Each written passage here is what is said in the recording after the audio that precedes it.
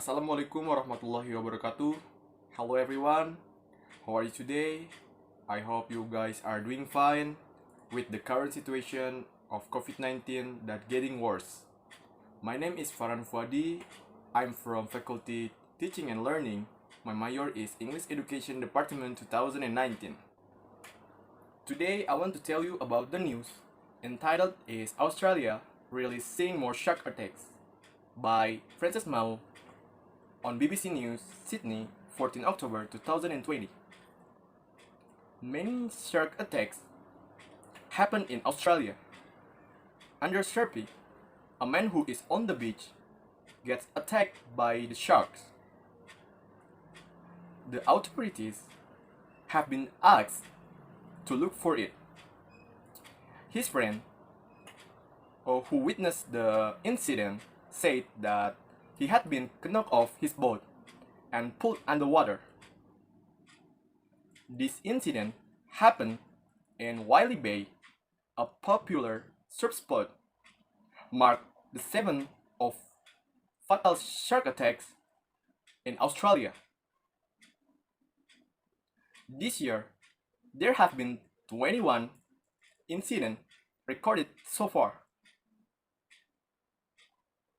They were classified as an unprovoked attack, even though they're also a provoked attack by the people. This is the data of shark attacks happened in Australia. 2020 is a year when shark attacks more occur than in the previous year.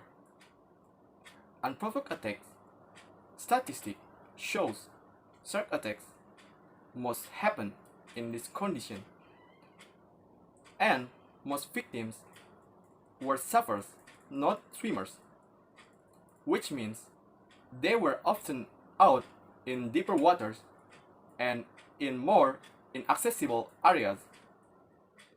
A place is one of factor.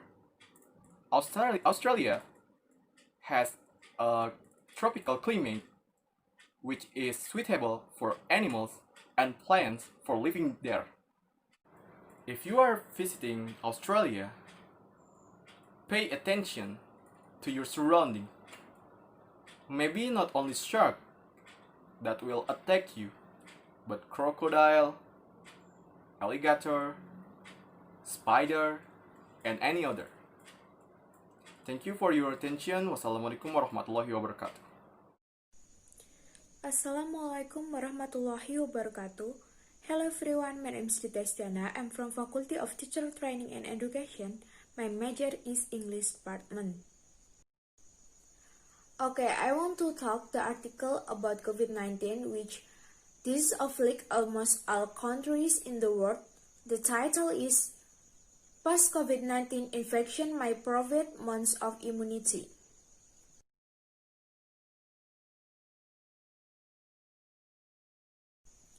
This article mentioned that most people who had COVID-19 are protected from catching it again for at least 5 months.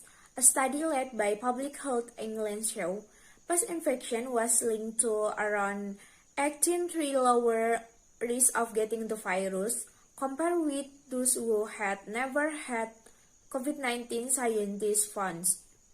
But experts warn some people do catch COVID-19 again and can infect others, and officials stress people should follow the stay-at-home rules whether or not they have had the virus.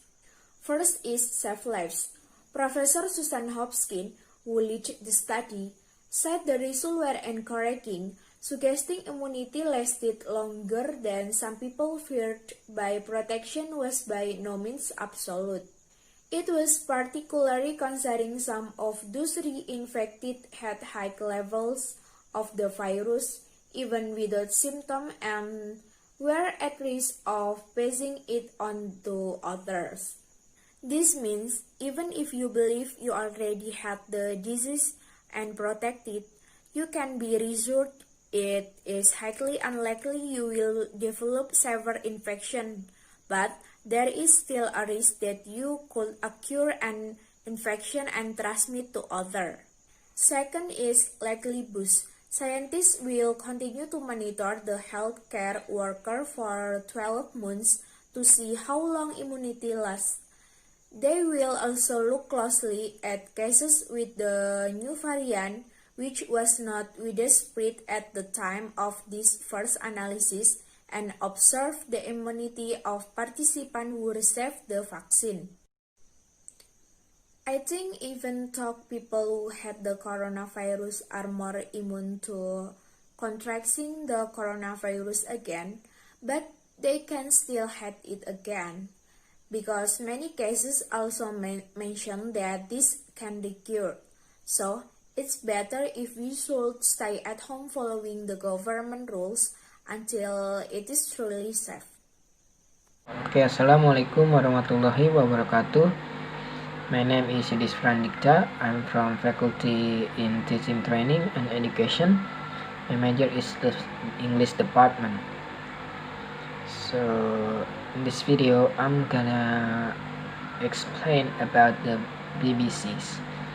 So Uganda election 2020, Bobi Wine takes on Yoweri Museveni.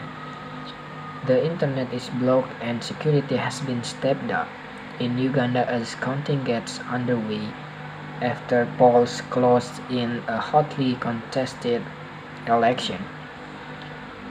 Robert, known by his stage name Bobi Wine, says he represents the younger generation, while Mr. Museveni says he is standing for stability. The government has previously said the election would be free and fair, but the US cast doubt over the electoral process and withdrew its election observers after most of its accreditation requests were denied. And for me, you know, in this era, if we cannot use the internet, it means we cannot do anything, because internet is important in this era. Why do I say so? Because from internet you can do and you can search what you want, and also you can get money from the internet if you can do the internet as well. But in Uganda you cannot use the internet because the internet is blocked in there. But I don't know what is happened in there. But if we cannot use the internet, it means we feel difficult when we want to do something. Okay, maybe that's all from me. The last I said, Assalamualaikum warahmatullahi wabarakatuh. Assalamualaikum warahmatullahi wabarakatuh.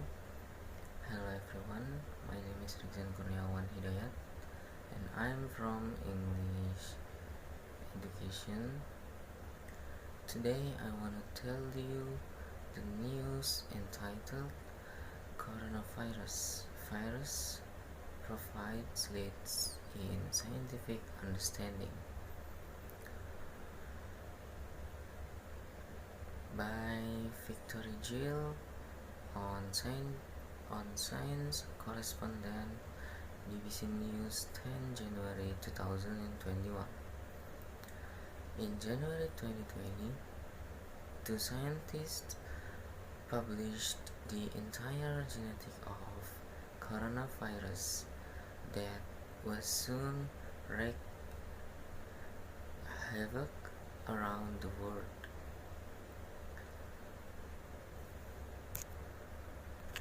The two scientists is Professor Zhang and Professor Holmes. Professor Zhang collected sample